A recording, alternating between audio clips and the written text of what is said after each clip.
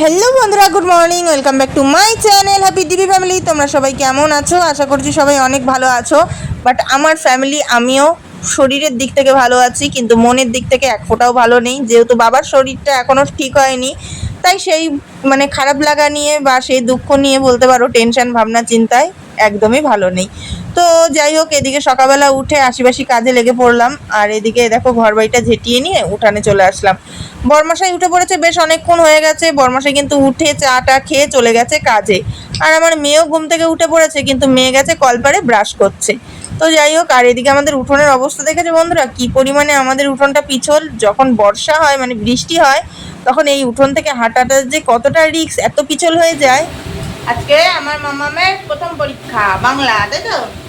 তুমি দুধ খাবে, খেয়ে নিয়ে এখন বই নিয়ে বসবে। মেয়েকে এখন এই যে করে দিচ্ছি দুধ গরম, এই যে মেয়ে এখন দুধ আর বিস্কুট খেয়ে নিয়ে বই নিয়ে বসবে। আমিও একটু দুটো বিস্কুট খাবো, খেয়ে নিয়ে জল খেয়ে আবার কাজে হাত দেবো। কাজকর্ম বলতে কিছুই হয় নাই, হওয়ার মধ্যে হয়েছে ঝাটপাটটা হচ্ছে।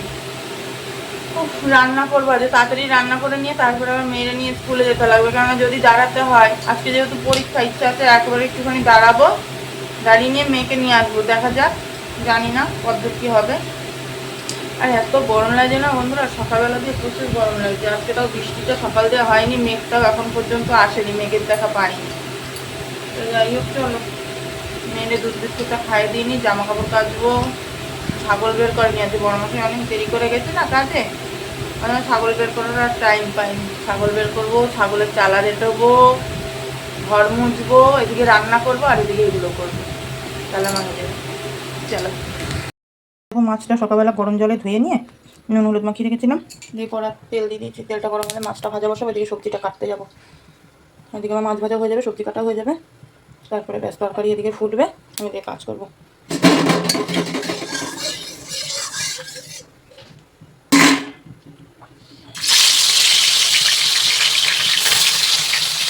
তো যাই হোক, এদিকে নিজেকে নিজে বেশ কি বলবো, দশভুজি দুর্গা বানিয়ে নিলাম। কেন বলো তো? কেননা মেয়ের যেহেতু আজকে থেকে এই যে বললাম পরীক্ষা শুরু, তো সেহেতু মেয়ের আজকে প্রথম দিনটা অন্তত ইচ্ছা আছে মেয়ের সাথে স্কুলে যতক্ষণ ও থাকবে ততক্ষণ আমিও থাকবো। সেই কারণে রান্নাটা বসিয়ে দিয়েছি, আর এদিকে আশিবাসি কাজও কমপ্লিট করে নিচ্ছি। কেননা মেয়েকে যেহেতু স্কুলে নিয়ে যাবো ধরো 10:30 পৌনে 11টার সময়, তো স্কুল থেকে আস্তে আস্তে বেশ ধরো 12টাই বেজে যাবে। তো 12টার সময় এসে আশিবাসি কাজ করায় আর যাই থাক, এনার্জিটুকু অন্তত থাকে না। তো এদিকে ঘর বাড়ি মুছে নিয়ে আর আমি কিন্তু এদিকে করছিলাম রান্না, এদিকে কাজও করছিলাম, এদিকে রান্নাও করছিলাম। আর রান্না আজকে বলতে সেরকম কিছুই করব না, করব গাঠি কচু ছিল ফ্রিজে, গাঠি কচু দিয়ে আলু দিয়ে করব এই একটু করে মাছের ঝোল, একটু মাখো মাখো করেই বলতে পারো, মাছের ঝোল। তো তার সাথে এই দেখো আমি কিন্তু জামা কাপড় কেচে চলেও এসেছি এবার মেলতে। এক হাতে বুঝতে পারছো তো, তার কতগুলো কাজ করছি, ঘর মোছা, তারপরে জামা কাপড় কাচা, আর ওইদিকে গ্যাসে রান্না করা। তো যাই বলো না কেন বন্ধুরা, আমি বলে না, আমার মনে হয় এরকম প্রত্যেকটা আমরা গৃহবধূ এক হাতে আমাদের সব দিকটাই সামলাতে হয়। তো তারপরে এই দেখো আমাদের দেখেছো বাড়িতে, সারা বাড়িতে কিন্তু পাট মেলা। আর কি বলবো, এই পাটগুলো যখন শুকিয়ে যাবে তখন আমাদের যে জামা কাপড় মেলার যে জায়গার কোনো অভাব থাকবে না, সেটা বলতে আর একদমই কোনো সংকট নেই। তো যাই হোক, এইদিকে এই দেখো জামা কাপড়গুলো মেলে দিয়ে রোদে, তারপরে চলে আসলাম, তরকারিও হয়ে গেছে। এবার তরকারিটা নামিয়ে দিয়ে বসিয়ে দেবো ভাত, আর ভাত বসিয়ে মেয়েকে স্নান ধান করিয়ে রেডি করিয়ে নিয়ে যাব স্কুলে। বন্ধুরা, খাওয়া দাওয়া সমস্ত কিছু কমপ্লিট, মেয়ে বেরিয়ে পড়েছে, এবার নিয়ে যাচ্ছি মেয়েকে স্কুলে। পরীক্ষা দিতে হচ্ছে, প্রথম পরীক্ষা বাংলা। ঝড় হয়ে যাচ্ছে, ঝড়। স্কুলে ওকে বসিয়ে দিয়ে তারপরে আমি নিশ্চিন্ত, একেবারে রান্নাবাড়ির ঝামেলা মিটে গেছে সব। চলো বেরিয়ে নি।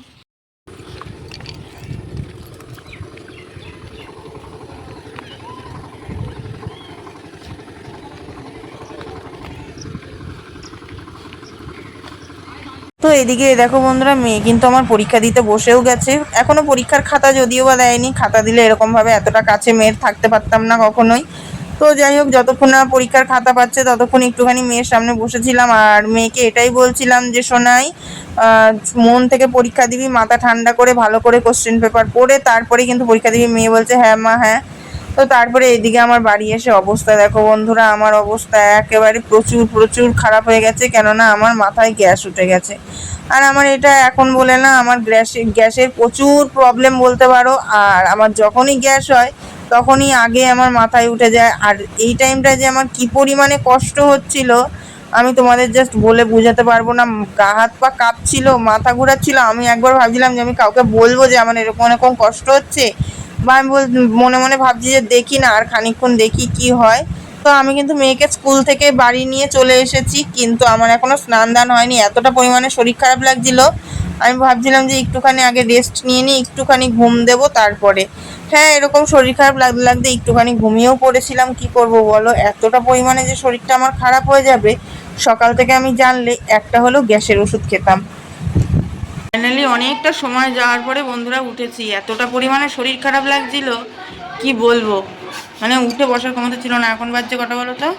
এখন বাজছে 2:20। এবার যাবো স্নান করতে। মানে এত শরীর খারাপ লাগছে, মাথা আমার এবার সে থেকে গা পাকাচ্ছে না, হাত পা কাঁপছিল, এত কষ্ট হচ্ছিল। তো যাই হোক, মেয়ে এখন খেলা করছে, ঘরে খেলা করছে, করুক ওরা ওদের মনে। আর হচ্ছিলো গিয়ে এবার আমি স্নান দান করে আসি। ভাবলাম একটু শ্যাম্পু করবো, শ্যাম্পু করবো না, এত বেলায় শ্যাম্পু করে যদি চুল না শুকায় ঠান্ডাটা বসে আরও আমার অবস্থা খারাপ হয়ে যাবে।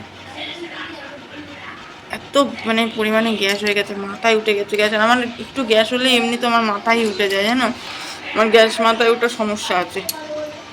তো চলো, রান্না টান্না তো সেই সকালবেলায় করে দিয়ে গেছি। মাছের ঝোল আর ভাত, কাটি কচুতে আলু দিয়ে মাছের ঝোল করেছিলাম, আর ভাত। বড়মশাই বাড়ি আসবে, ও ছাগলের ফ্যান খাওয়াবো এখন। ছাগলের ফ্যান ট্যান খাওয়াই নিয়ে তারপরে যাবো স্নানে। চলো সাথে থাকো বন্ধুরা, স্নান দান করে নিই, করে নিয়ে তারপরে একেবারে আসছি। এই দেখো, এইদিকে আমার লালটু পল্টুকে দিয়ে দিয়েছিলাম ফ্যান। আমার লালটু পল্টু এত পরিমাণে দুষ্টু হয়ে গেছে না বন্ধুরা, মোটে ফ্যান জল খেতে চায় না। কি খাবে বলো তো? দেখো একটুখানি মুখে ফ্যানটা নিল, নিয়ে শুকে নিয়ে ব্যাস হয়ে গেল লালটু পল্টুর ফ্যান খাওয়া। তো যাই হোক, না খেলে তো কিছু করার নেই। সে বেরিয়ে বললো কাজে বন্ধুরা। আর এতক্ষণ বসে বসে একটা আলোচনা হলো। আলোচনাটা এই যে বাবাকে কালকে হসপিটালে ভর্তি করা হবে। কালকে বাবাকে হসপিটালে ভর্তি করবে, এটাই এতক্ষণ বসে বসে আলোচনা করছিল। যে বাড়িতে ফেলে রেখে তো কোনো সমস্যার সমাধান হবে না, আর বাড়ি হসপিটালে যে ট্রিটমেন্টটা পাবে বাড়িতে বসে তো সেই ট্রিটমেন্টটা পাবে না। তো সেই কারণে এতক্ষণ একটা আলোচনা চলছিল। তো দিদিকে ফোন করব, দিদি জানে না, দিদিকে দেখি ফোন করে জানাই, দিদি কি বলে শুনি। এই চলো দেখি। কালকে ইংরাজি পরীক্ষা, আজকে তো বাংলা পরীক্ষা হয়ে গেল বন্ধুরা, আর কালকে মেয়ের ইংরাজি পরীক্ষা। তো সেই পরিস্থিতি মানে প্রস্তুতি চলছে, তাই তো? রেড মানে লাল রং, ব্লু মানে নীল রং, ইয়েলো মানে হলুদ রং, পিঙ্ক মানে গোলাপি রং, গ্রিন মানে সবুজ রং। গ্রিন মানে সবুজ। তোমাদেরকে তো বললামই বন্ধুরা, ফাইনালি ঠিক হলো যে বাবাকে নিয়ে যাওয়া হবে হসপিটালে। তো আমার বড়মশাই এটাই বলছিল যে বাড়ি থেকে যেহেতু কোনো চিকিৎসার তো কোনো কিছুর ব্যবস্থা হচ্ছে না, তবু হসপিটালে গেলে তাও একটু হলেও তো ট্রিটমেন্ট তো পড়বে, তো সেই কারণেই। তো যাই হোক, এদিকে দিদিও ফোন করে বলল যে বাবার তো সেরকম মানে যে গেঞ্জি বল কিছু সেরকম টাইপের তো কিছু নেই, যদি পারিস তো এদিক থেকে বাবার জন্য গুছিয়ে নিয়ে আসিস। তো আমি এই জন্য বাবার জন্য 2-3টে নতুন গেঞ্জি বার করে এই ব্যাগে গুছিয়ে নিচ্ছি। আর ওই দিক থেকে দিদিও কিছু প্রয়োজনীয় জিনিস, যেমন বাবার যা যা লাগবে আরও, তো সেগুলো বাবার নিয়ে আসবে। আর এইদিকে আমিও যেটুকু পারছি সেটুকু গুছিয়ে গাছিয়ে নিয়ে যাচ্ছি। আর আমার দিদি বলছিল কি যে তুই যদি একটু কালকে আসতিস খুবই খুবই ভালো হতো। তো আমি বলছি যে দেখি, তোর ভাই বলছে যে আমাকে যেতে না।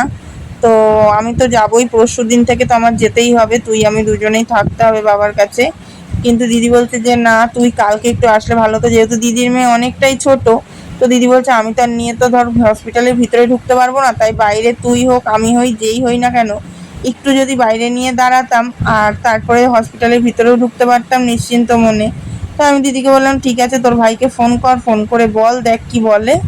বাবার এই ব্যাগটা গুছিয়ে নিয়ে বন্ধুরা বসলাম। আর আজ আমার সারাদিনে এত পরিমাণে মানে কি বলবো গ্যাস হয়েছে, আর এত শরীর খারাপ আমার লাগছে। আর পরিস্থিতিটা এমনই, কথায় বলে না যে যখন দেখবা তোমার সময় খারাপ হবে চারিদিক থেকে তোমার সময় খারাপ হবে, ঠিক সেমনটাই আমার এখন হয়েছে। যেমন এত পরিমাণে শরীর খারাপ, কিছু বলার নেই। আর তার মধ্যে বাবার তো এরকম শরীর খারাপই, আমাদের মেয়ের পরীক্ষাটা এরকম টাইমে পড়েছে। তো যাই হোক, এই হলো গিয়ে বিষয়। তো বাবাকে তো হসপিটালে নিয়ে যাবো, আর কালকে বাবাকে ভর্তি করা হবে হসপিটালে। তো জানি না বাবা কি হবে, কালকে হসপিটালে ভর্তি হবে। টেনশানে মাথায় কোনো কিছু কাজ হচ্ছে না, কিছু করছে না। তো যাই হোক, বাড়িতে বসে থাকার চাইতে আমার মনে হয় বাবাকে হসপিটালে নিয়ে এসে চিকিৎসা করাটাই বেটার হবে। মানে আমার বড়মশাই তো সেটাই বলছে যে বাড়িতে ফেলে রেখে, বাড়িতে হয়তো ওষুধপালা যেটুকু করছে, কিন্তু হসপিটালে যে চিকিৎসাটা পড়বে সেটা তার বাড়িতে বসে তার হবে না। বলছে না, সেটা তো আর কখনোই সম্ভব না। তো এই এদিকে মেয়ে পড়তে পড়তে ঘুমিয়ে পড়েছে। তো তাই ফাইনালি শেষ পর্যন্ত ডিসিশান নেওয়া হলো বাবাকে কালকে হসপিটালে অ্যাডমিট করা হবে। তাই আমার দিদি আর আমরা টেনশন হচ্ছে, যেহেতু আমার মেয়েটা বাড়িতে থাকবে, আমার বাড়িতে লোক আছে তাদের কাছে থাকবে, কিন্তু আমার দিদির মেয়েটাকে নিয়েই হসপিটালে যাওয়া আসা করতে হবে, কিচ্ছু করার নেই। প্রচুর মাথা যন্ত্রণা করছে, এত গ্যাস হয়ে গেছে বন্ধুরা, এইখান থেকে আমার হচ্ছে এই দিকেই যেন ভারী বসিয়ে রেখেছে। তো চলো বন্ধুরা, আজকের মতো সবাইকে tata, bye bye, good night, দেখা হবে কালকে নতুন একটা ভিডিও।